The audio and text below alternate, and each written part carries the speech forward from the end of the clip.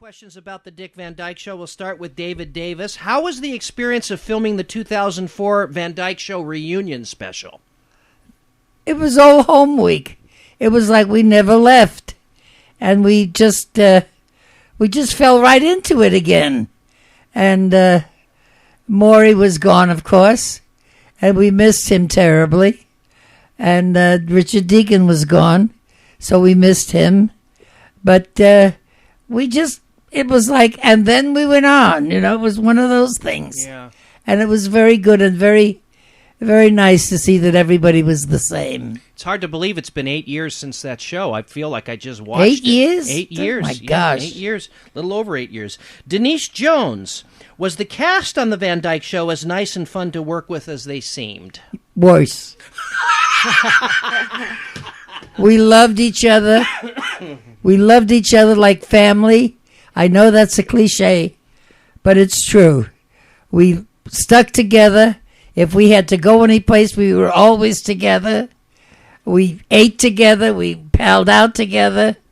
We were a family. And when my husband died, they were the most wonderful people in the world. They did everything to make me feel comfortable. I mean, even to the part of holding the telephone on the set in case the doctor called. Yeah. So they were just wonderful. Great memories. Okay, let's see. Matthew B. Tepper. That's a good question. How much of yourself did you bring to the role of Sally Rogers? I just played me. Really? I just played me. Janine will agree. Which proves I'm a lousy actress. No, not at all. Oh, not at all. Heavens. Not at all. We don't even want to get into that. Nominated 3 times for an Emmy, lost to dead people, right? 3 dead people. 3 dead people. We've talked about that on my show. Dennis Bishop, what can you tell us that people might not know about Maury Dick or Mary Tyler Moore? And did you ever ad-lib on the Van Dyke Show? Well, we did and we didn't. When we were in rehearsal, a lot of ad-libbing was going on. And everybody laughed, and if it was funny, we'd shove it in the show. Dick especially would all of a sudden get a bug up his behind and go out and do something, and we'd all laugh like hell. And then Carl would say, leave that in. Leave that in. But we couldn't very well ad-lib because we were filming. And we had to do it as it was. Maury was exactly the same. Exactly. So, like you just said that you were Sally Rogers, he was Buddy Sorrell, right. On and off. Dick, though, in the few times that I've had to, because of you, got to meet him and talk with him, he's very shy, very genuinely nice very, guy. very, very shy. We used to call him the nerd, but because I never heard him say no. I never saw him angry. I never saw any disagreements. I mean, he would sit in the corner. He's a great cartoonist.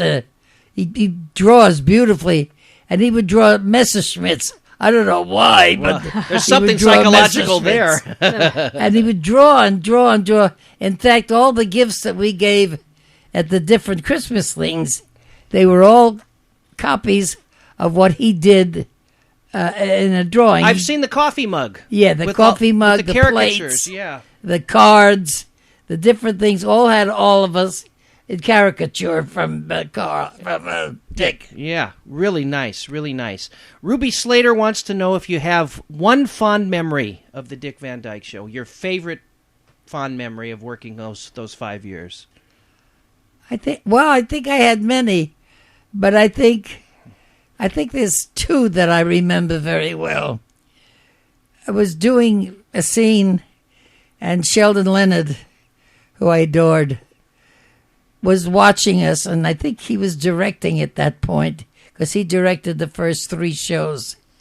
And I looked at him, and he bowed his head, and when the scene was over, he said, Dick, don't do this and this and that.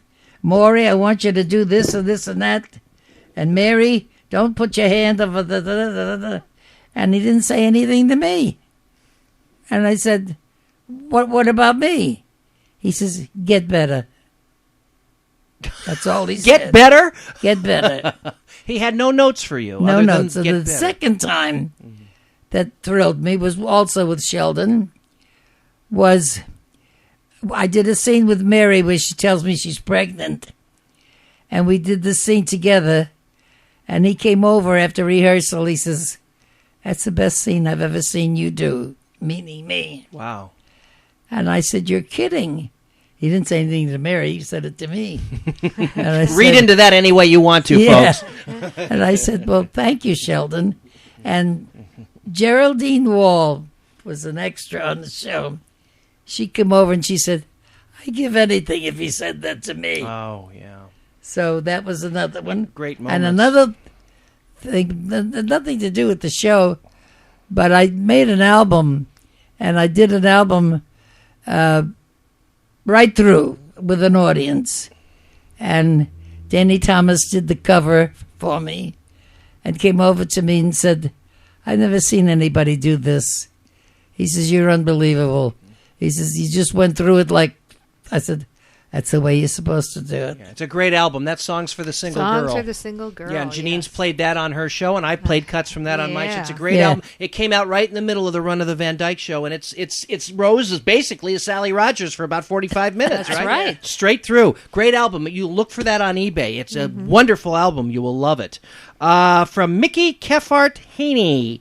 Maury Amsterdam was a true comic. How did you originally meet him? And do you have one funny moment from Maury in your days on the Van Dyke Show that didn't make it to the air? There's a joke he told that he tried to always get on the show, wasn't there? Well, I got Maury the job. Maury was very popular in show business. Everybody knew him because he was a writer. He wrote for Fanny Bryce and Fred Allen and people like that. And you met him when you were baby Rosemarie, right? I was 9 years old. I had come out to California, and he was doing the Al Pierce show, and I did a guest shot on the Al Pierce show.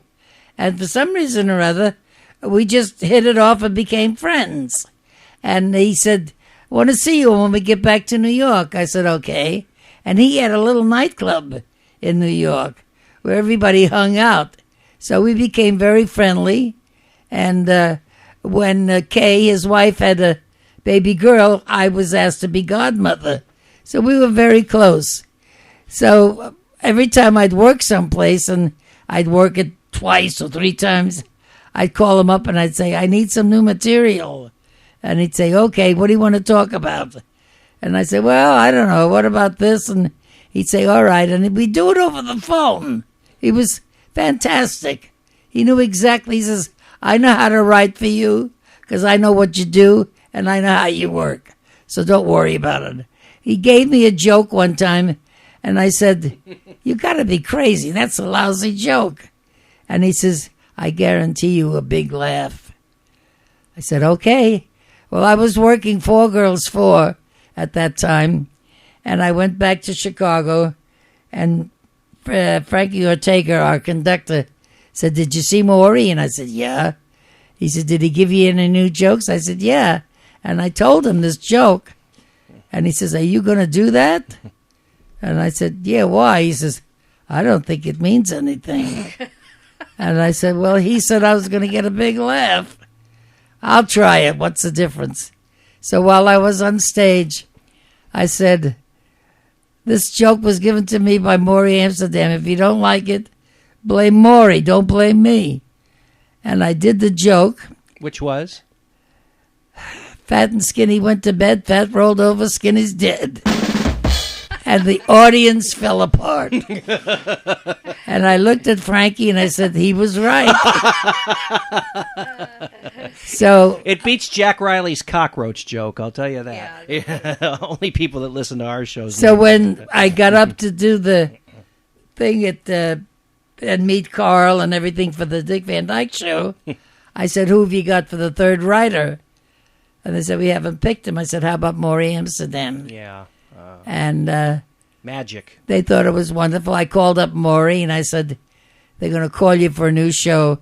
And he called me back and said, "I'll meet you Monday." I said, "Okay." And that's how he got the part. Great. Is there one moment from the Van Dyke Show that stands out? One classic Sally and Buddy moment? Or, you know, which show we never really talked about for Maury's sake on the shows that you've done with me over the years is the show where Buddy gets a bar mitzvah, where he doesn't get a bar mitzvah as a kid, so he gets one as an adult, and you all in the office think that he's having an affair or something against him. Yeah. And that was a great show for him. He really loved doing that episode. Yeah. But is there one special Buddy and Sally moment from the Van Dyke Show that you like a lot?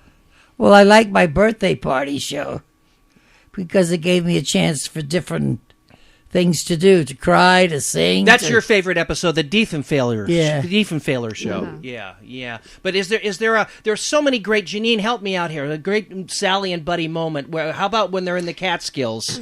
Yeah, that's another one. Yeah, that's a great Buddy and Sally. Yeah, moment. that's the one where Rob and Mel think that Buddy and Sally are having an affair. Yeah, they bar use that mitzvah- affair angle on several different. The bar mitzvah was they're thinking Buddy's having an affair with his rabbi's wife. Oh, is that what they? Yes, Yeah. because he's going for lessons. Always some kind of an affair there. And actually, Michael Curtis Blackwell wanted to know what your favorite episode was, the birthday show. But did you like the show that Sid Melton did where you? That was another loved good that. show. And the Sid. Go ahead. Sid, we had Gavin MacLeod for that part, and he got sick, and they called in